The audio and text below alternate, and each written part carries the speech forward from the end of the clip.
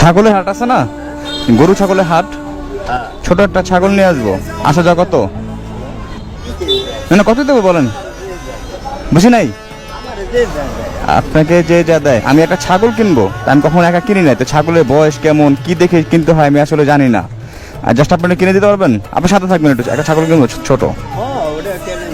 হ্যাঁ, কোরবানির জন্য আর কি। আচ্ছা আচ্ছা, ওকে ওকে।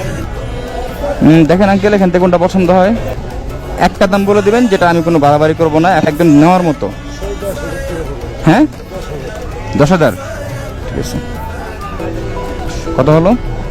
কামড় দেবে না আঙ্কেল? তাহলে আমাকে সামনে এখানে নামা দেন, এখানে নামা দেন। তো আঙ্কেল ভাড়া দেবো কত?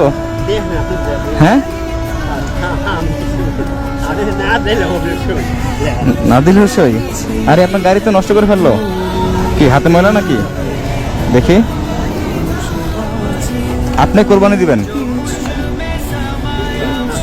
হ্যাঁ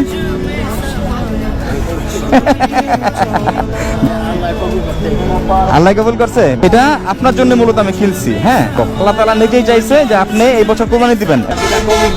হ্যাঁ,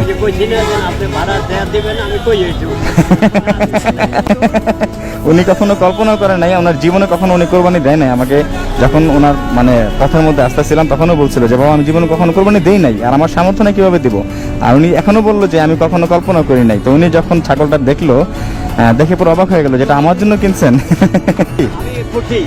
আমিও এই আল্লাহর হুকুম পালন করি।